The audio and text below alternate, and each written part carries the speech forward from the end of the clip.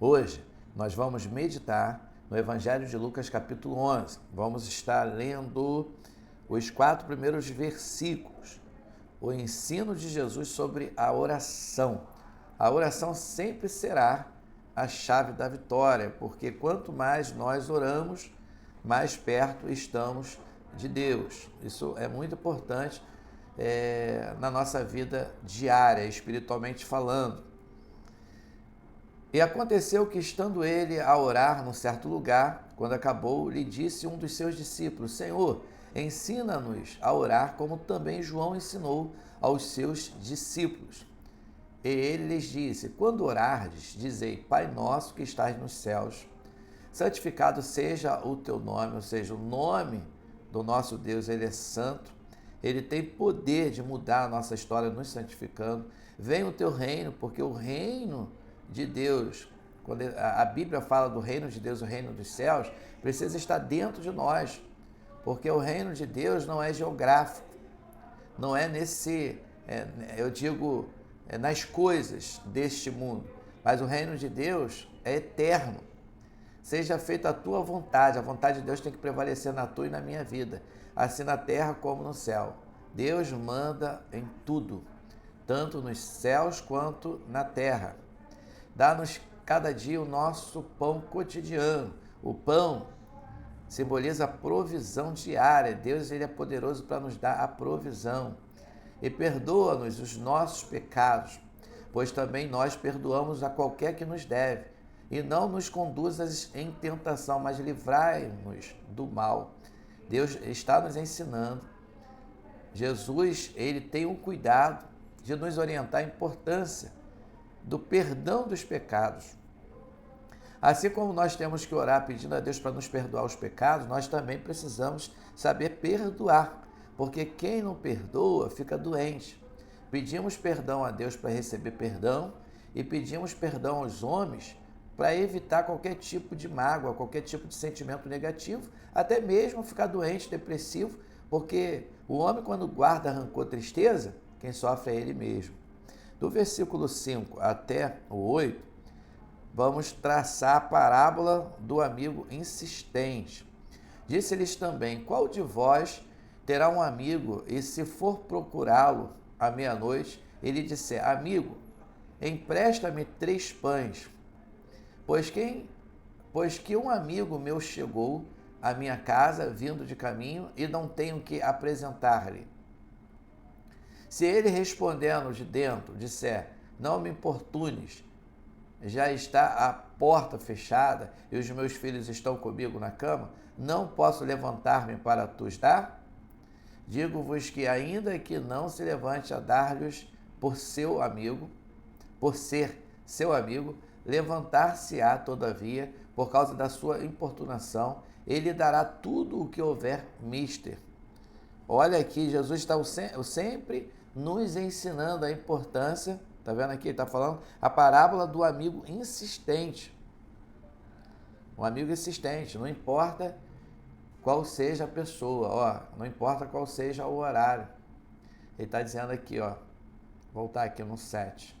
Se ele, respondendo de dentro, disser: Não me importunes, já está a porta fechada e os meus filhos estão comigo na cama, não posso levantar-me para tus dar? Digo-vos que, ainda que não se levante a dar-lhes por ser seu amigo, levantar-se-á todavia por causa da sua importunação, ele dará tudo o que houver mister. Devemos nos atentar, independente das nossas, do nosso momento, seja de descanso, seja o horário, a gente precisa entender a necessidade das outras pessoas. Se nós somos servos de Deus, devemos sim, em todo tempo, procurar agradar as pessoas, mesmo que seja um amigo insistente no horário difícil, no horário importuno, mas nós precisamos ajudar. Jesus ensina perseverança na oração. Vamos ler do 9 até o 13. Eu vos digo a vós: pedi e dar-se-vos-á, buscai e achareis, batei e abrir-se-vos-á. Porque qualquer que pede recebe, em quem busca acha, e quem bate abrir-se-lhe-á. E qual o pai entre vós que, se o filho lhe pedir pão, lhe dará uma pedra? Ou também, se lhe pedir peixe, lhe dará por peixe uma serpente? Ou também, se lhe pedir um ovo, lhe dará um escorpião? Pois se vós, sendo maus, sabeis dar boas dádivas aos vossos filhos, quanto mais dará o Pai Celestial, o Espírito Santo, àqueles que lhe pedirem. Nós precisamos colocar em prática os ensinamentos do nosso Deus. Aquele que pede, recebe; o que busca, encontra; o que bate, vê a porta aberta. Então, se você pede a Deus pão, Deus não vai te dar pedra. Se você pede peixe, Deus não vai te dar serpente. Se você pede ovo, Deus não vai te retribuir com o escorpião. Nós precisamos entender que Deus sempre tem o melhor para a nossa vida, e Ele não quer que o homem, Ele não quer que você entre em conflito, que você fique confundido. Uma casa dividida não prospera, tem que ter harmonia dentro de uma casa. Vamos ler do 14 até o 23. E estava ele expulsando um demônio, o qual era mudo. E aconteceu que, saindo o demônio, o mudo falou, e maravilhou-se a multidão. Jesus, ele chega, expulsa o mal. Esse homem, essa pessoa que não falava, passou a falar. Mas alguns deles diziam, ele expulsa os demônios por Beelzebu, príncipe dos demônios? E outros, tentando, pediam-lhe um sinal do céu. Mas conhecendo ele os seus pensamentos, disse-lhes, todo o reino dividido contra si mesmo será assolado, e a casa dividida contra si mesmo cairá. Jesus, ele fala da importância da harmonia, a importância de estar em acordo. Olha isso. Sempre vai existir pessoas tentando te confundir. Acharam que Jesus estava expulsando, né? Não pela força de Deus, mas como se Jesus fosse a força do mal. Jesus, ele tem sempre esse cuidado. E se também Satanás está dividido contra si mesmo, como subsistirá o seu reino? Pois dizeis que eu expulso os demônios por Beelzebu? E se eu expulso os demônios por Beelzebu, Jesus está explicando, por quem expulsam os vossos filhos? Eles, pois, serão os vossos juízes. Mas se eu expulso os demônios pelo dedo de Deus, certamente vós é chegado o reino de Deus. Quanto valente guarda armado a sua casa, em segurança está tudo quanto tem. Mas sobrevindo outro mais valente do que ele, e vencendo, tira-lhe toda a sua armadura em que confiava, e reparte os seus despojos. Quem não é comigo é contra mim, e quem comigo não ajunta espalha. Jesus acabou de explicar, e a gente precisa entender isso. Quem não é comigo é contra mim.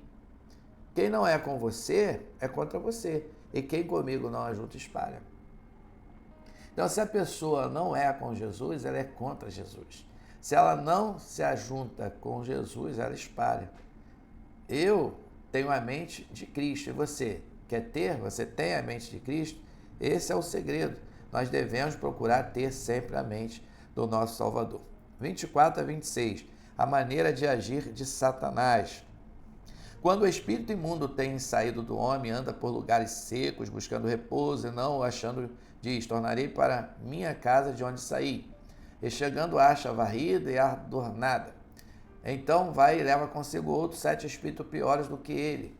E entrando, habitam ali, e o último estado desse homem é pior do que o primeiro. Se a pessoa, ela tem Jesus, se afasta de Jesus, automaticamente, porque quando não tem Jesus no coração, a Bíblia diz que o nosso adversário anda ao nosso derredor, tentando nos tragar, nos prejudicar. Sempre vai existir um espírito do mal, uma força do mal, tentando te prejudicar. E quando a pessoa, ela deixa de ter Jesus, é como se ela tivesse 8, ó, aqui está dizendo, então vai e leva consigo outros 7 espíritos piores do que ele, e entrando, habitam ali, e o último estado desse homem é pior do que o primeiro. Então a gente não pode abrir mão de estar na presença de Deus. Uma pessoa sem Deus dá legalidade, possibilidade dos espíritos malignos tomar conta, tomar o primeiro lugar. Do 27 até o 28, felizes os que recebem a palavra E aconteceu que, dizendo ele estas coisas, uma mulher dentre a multidão, levantando a voz, lhe disse: Bem-aventurado o ventre que te trouxe os peitos em que mamaste. Mas ele disse: Antes, bem-aventurados os que ouvem a palavra de Deus e aguardam. A gente precisa entender que Deus, ele coloca a sua palavra, a vida dele como mestre em primeiro lugar na nossa vida. Mesmo, está dizendo aqui, uma mulher dentre a multidão, levantando a voz, lhe disse: Bem-aventurado o ventre que trouxe os peitos em que mamaste. Se a gente analisar e fazer aqui uma aplicação, o maior amor terreno é o amor de uma mãe. E a Bíblia diz: pode uma mulher esquecer-se tanto de seu filho que cria, ainda que essa se esquecesse de ti, diz o Senhor, eu não me esquecerei de ti. Porque o amor maior terreno é a da mulher, da mãe, né? Mulher mãe. Mas maior do que o amor de uma mulher é o amor de Deus. Por isso que a Bíblia diz: antes bem-aventurados que ouvem a palavra de Deus e aguardam. Do 29 até o 32, o sinal de Jonas. E ajuntando-se a multidão, começou a dizer: maligna é esta geração, ela pede um sinal e não lhe dará dado outro sinal, senão o sinal do profeta Jonas. Porquanto, assim como Jonas foi sinal para os ninivitas, assim um filho do homem o será também para esta geração. A rainha do sul se levantará no juízo com os homens desta geração e os condenará, pois até dos confins da terra veio ouvir a sabedoria de Salomão, e eis aqui está quem é maior do que Salomão. Jesus é maior do que todos. Assim como Jonas foi o profeta que Deus levantou para pregar na cidade de Nínive. Mesmo fugindo, Deus levou Jonas até Nínive. Ele tinha uma missão: ganhar aquelas almas para Deus. O 32 diz que os homens de Nínive se levantarão no juízo com esta geração e a condenarão, pois se converteram com a pregação de Jonas. Eis aqui está quem é maior do que Jonas. Quem é maior que Jonas? Jesus. Jesus é maior que todos nós. A parábola da candeia, do 33 até o 36. Ninguém acendendo uma candeia a põe em oculto, nem debaixo do alqueire, mas no velador, para que os que entram vejam a luz. A luz precisa brilhar. Nós somos luz para este mundo. A candeia do corpo é o olho, sendo, pois, o teu olho simples, também todo o teu corpo será luminoso. Mas se for mau, também todo o teu corpo será tenebroso. Os nossos olhos precisam iluminar a presença de Deus. Vê, pois, que a luz que em ti há não sejam trevas. Se, pois, todo o seu corpo é luminoso, não tendo em trevas parte alguma, todo será luminoso, como quando a candeia te ilumina com o seu resplendor. Assim como, né, o candeeiro, né, o candelabro, ele contribuía para iluminar o tabernáculo, assim somos cada um de nós, um ponto de luz para iluminar a sociedade. Deus te chamou como um pequeno Cristo para que você seja a luz no meio das trevas. Do versículo 37 até o 44, Jesus condena a hipocrisia religiosa. Vamos ler. E estando ele ainda falando, rogou-lhe um fariseu que fosse jantar com ele, e entrando assentou-se à mesa. Mas o fariseu admirou-se, vendo que não se levara antes de jantar. Mas o fariseu admirou-se, vendo que não se lavara antes de jantar. E o Senhor lhe disse: agora vós, os fariseus, limpai o exterior do copo e do prato, mas o vosso interior está cheio de rapina e de maldade. Loucos, quem fez o exterior não fez também o interior? Antes da esmola do que tiverdes, eis que tudo vos será limpo. Mas ai de vós, fariseus, que dizimais a hortelã e a ruda e toda a hortaliça, e desprezai o juízo e o amor de Deus. Importava fazer estas coisas e não deixar as outras. Ai de vós, fariseus, que amai os primeiros assentos nas sinagogas e as saudações nas praças. Ai de vós, escribas e fariseus hipócritas, que sois como as sepulturas que não aparecem, os homens que sobre elas andam não o sabem. Olha aqui que interessante que a gente acabou de aprender. O mais importante, o que contamina o homem, não é o que entra, e sim o que sai. Nós devemos ter cuidado com aquilo que falamos, com aquilo que pensamos. E Jesus aqui dá uma lição para os escribas e fariseus, que eram hipócritas, pessoas que falavam, mas não viviam aquilo que falavam. Eram puros religiosos, que não cumpriam a sua missão. Do 45 até o 52, ai dos doutores da lei. Respondendo, um dos doutores da lei disse-lhe: Mestre, quando dizeis isso, também nos afrontas a nós? E ele disse: ai de vós também, doutores da lei, que carregais os homens com cargas difíceis de transportar, e vós mesmos nem ainda com um dos vossos dedos tocais essas cargas. Ai de vós que edificais o sepulcro dos profetas e vossos pais os mataram.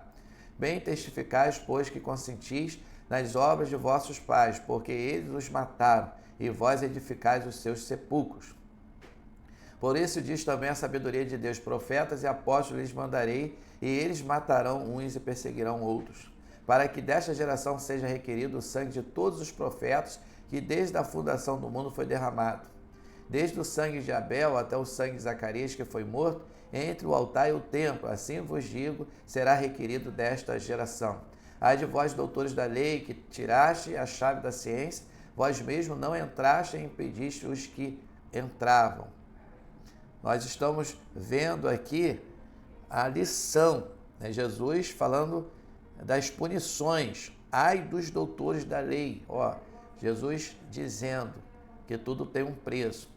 Quem age de hipocrisia, de falsidade, vai pagar preço, vai sofrer no futuro, se não se arrepender. Dos 53 até o 54, que são os dois últimos versículos, a trama para matar Jesus tem início.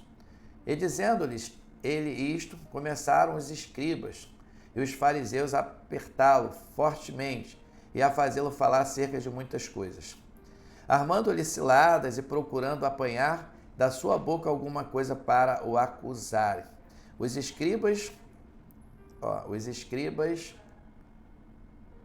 e os fariseus estavam o tempo todo tentando pegar uma falha de Jesus, tentando prejudicar o mestre. Mas Jesus, ele não foi preso